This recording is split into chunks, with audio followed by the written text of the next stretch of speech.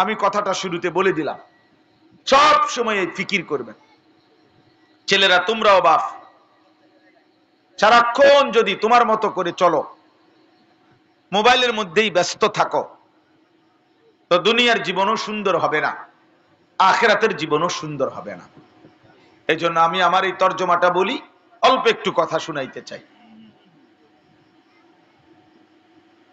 আল্লাহ তাআলা এই সূরার এই আয়াতের পিছনে আল্লাহ তাআলা বলছেন, একটা ছোট্ট কথা বুঝাইছেন। সর্বপ্রথম আমরা জানি আদম আলাইহিস সালাম এবং হাওয়া আলাইহিমাস সালাম, এই দুইজন আদম হাওয়া, ওনাদের মাধ্যমে আল্লাহ তাআলা এই পৃথিবী আবাদ করেছেন। সংক্ষেপে বলতেছি, তো আদম হাওয়া ওনাদের মাধ্যমে আল্লাহ তাআলা বংশধারা পুরুষ এবং নারী এই পৃথিবীতে ছড়িয়ে দিয়েছেন। ইয়া আইয়ুহান নাসুত্তাকু রাব্বাকুম আল্লাযী খালাকাকুম মিন নাফসিন ওয়াহিদা। আশা করা যায় মুনাজাতের আগে আগেই মাইক বন্ধ হয়ে যাবে পুরা, কারণ যে পরিমাণ ডিস্টার্ব, আওয়াজ কম,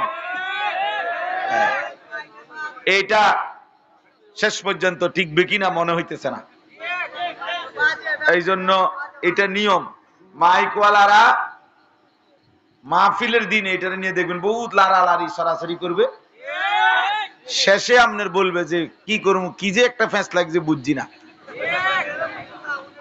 বুঝে না, কিন্তু আপনার মাহফিল তো যান শেষ। এইটার আওয়াজ যে বারবার হচ্ছে না, এটা আমারও বোঝা যাইতেছে। আস্তাগফিরুল্লাহ। তো বলতেছিলাম ভাই, যেটুকু বলা যায়, সময় নষ্ট করা যাবে না। এই জন্য বললাম আদম এবং হাওয়া আলাইহিমাস সালামের মাধ্যমে আল্লাহ তাআলা ওয়াবাসসা মিনহুমা রিজালান কাসীরান ওয়া নিসাআ, পৃথিবীব্যাপী পুরুষ এবং নারীর এই বংশ বিস্তার আল্লাহ তাআলা আদম এবং হাওয়ার মাধ্যমে শুরু করে দিয়েছেন। তো আদম এবং হাওয়া আলাইহিমাস সালামের বংশধর যখন বেড়ে গেছে, তো কিছুদিন সময় পরে তাদের মধ্যে শয়তানের ওয়াসওয়াসায় আদম আলাইহিস সালামের বংশের একটা পর্যায়ে বংশধর তারা মূর্তি পূজা, আল্লাহর নাফরমানি শুরু করছে। তখন আল্লাহ তাআলা তাদের মাঝে একজন নবীকে প্রেরণ করছেন, সেই নবী নূহ আলাইহিস সালাম। 950 বছর তিনি আল্লাহর বান্দাদেরকে আল্লাহর দিকে ডাকছেন, কুফর শিরিক থেকে, মূর্তি পূজা থেকে, আল্লাহর নাফরমানি থেকে ফিরাইতে চেষ্টা করছেন। রাত দিন, সকাল দুপুর, একাকী, প্রকাশ্য, গোপনে, আড়ালে, হার কিসিমে তিনি মানুষকে আল্লাহর দিকে ডাকছেন। কোরআনুল কারীমে এটা লম্বা সূরা আছে, সূরা নূহ, সেখানে তিনি বর্ণনা করছেন যে আল্লাহ আমি কিভাবে কিভাবে বলছি। ক্বালা রাব্বি ইন্নী দাআউতু কওমি লাইলান ওয়া নাহারা, রাত দিন তিনি মানুষকে কালেমার দাওয়াত দিয়েছেন। আচ্ছা, তো লম্বা সময় পরে, 950 বছর পরে আল্লাহ তাআলা ফয়সালা দিবেন, লান ইউমিনা মিন কওমিকা ইল্লা মান কাদ আমানা। এই 950 বছরে যে কয়জন কালেমা পড়ছে, আর বাকিরা কেউ কালেমা পড়বে না, আল্লাহ বলে দিছে। কাজেই তুমি নৌকা বানাও, আমি আল্লাহ তুফান দিয়ে তাদেরকে ধ্বংস করে দেব, তুমি শুধু তোমার অনুসারীদেরকে নিয়ে নৌকায় ওঠো। আচ্ছা, তো আল্লাহর এই ফয়সালায় নূহ আলাইহিস সালাম আল্লাহর নির্দেশে নৌকা বানিয়ে, তাফসীরের মধ্যে আছে ওনার 80 জন অনুসারী ঈমানদারকে নিয়ে তো নৌকায় উঠছেন। বাকিদেরকে আল্লাহ তাআলা তুফান দিয়ে, পানি দিয়ে ডুবিয়ে ধ্বংস করে দিয়েছেন। তো এখন আবার নৌকা থেকে যখন নামছে নূহ আলাইহিস সালাম, ওনার এই কয়জন ঈমানদার নিয়া এই পৃথিবীতে, এখন মানুষ এই কয়জনই, আবার আর কোথাও কোনো মানুষ নাই। ওই নূহ আলাইহিস সালামের সাথে যে কয়জন, এই কয়জনই। তাহলে একটা জিনিস বুঝেন, পৃথিবীতে আল্লাহ তাআলা এই দুইবার, প্রথম একবার আদম এবং হাওয়া, এই দুইজনকে যখন জমিনে পাঠাইছেন, তো দুইজনই ছিল পূর্ণ ঈমানদার, আল্লাহ তাআলার অনুগত। মাঝখানে একবার নাফরমানি বেড়ে গেল, তো নূহ আলাইহিস সালামকে পাঠাইলেন, আবার নূহ আলাইহিস সালামের অবাধ্য জাতিকে ধ্বংস করে দিয়ে পুনরায় পৃথিবীতে আবার নতুন করে যাদেরকে আবার অবস্থান করতে দিলেন, এরাও সকলেই পূর্ণ ঈমানদার। কারণ বাকিদেরকে তো কি করে দিছে? ধ্বংস করে দিছে। তাহলে দুইবার আল্লাহ তাআলা পৃথিবীতে শুধু ঈমানদারকে দিয়ে আবাদ করছেন। এরপরে আল্লাহ তাআলা এই যে আয়াতটা পড়ছি, এই আয়াতের অর্থ হলো এই, এরপর থেকে নিয়ে আল্লাহ তাআলা কিয়ামত পর্যন্তের জন্য এই নীতি আল্লাহ চালু করছেন যে এখন থেকে নিয়ে কিয়ামত পর্যন্ত সর্বযুগেই আর চূড়ান্ত ভাবে কাউকে সকলকে একসাথে ধ্বংস করা হবে না, বরং এখন সর্বযুগে পরবর্তী জেনারেশন মানে নূহ আলাইহিস সালাম এবং উনার সঙ্গের এই কয়জনের পরবর্তী যারা উত্তরসূরি ধীরে ধীরে আসবে যুগে যুগে, তারা হবে দুই ধরনের।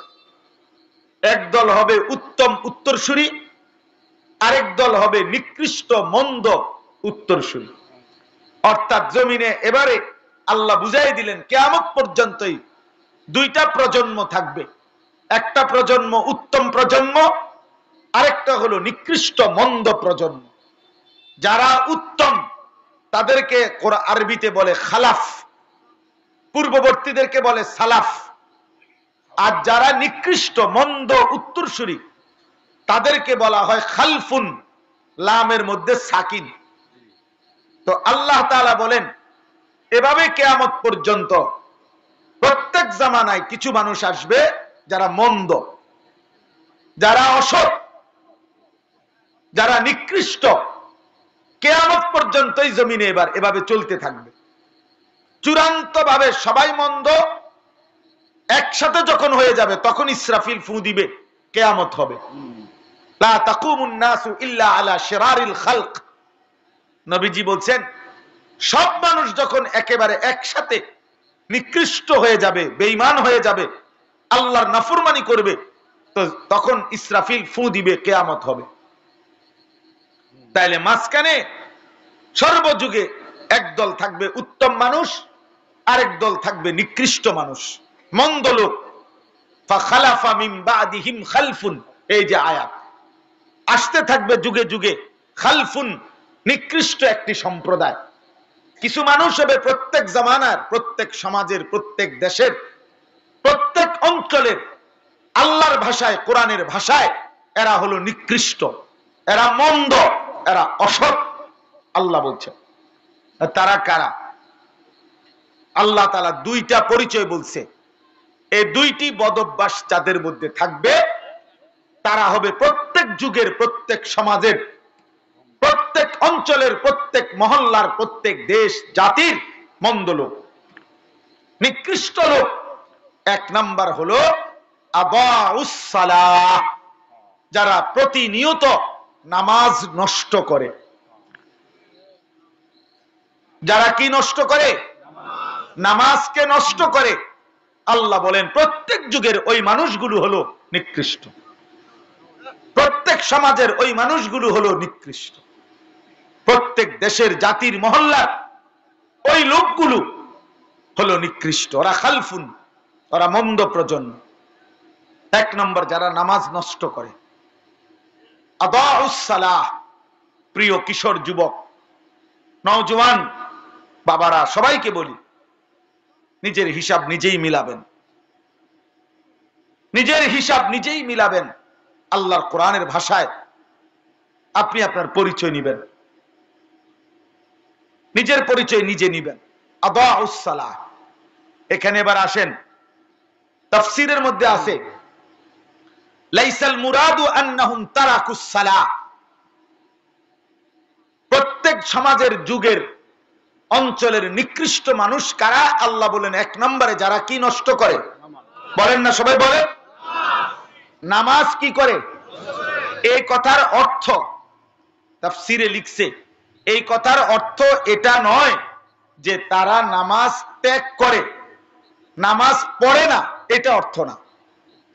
মানে যারা নামাজ পড়ে না, টোটালি নামাজ ছেড়ে দেয়, তারা উদ্দেশ্য না। বরং যে মানুষগুলো নামাজ পড়ে কিন্তু পড়ার পরেও পড়ার নামে নামাজকে নষ্ট করে। কথাটা একটু মনোযোগ দিয়ে, আমি দেরি করুম না, আমি নিজেই গরিব টাইম দেখতেছি। নামাজ পড়ে কিন্তু নামাজ পড়ার নামে নামাজকে কি করে? নষ্ট।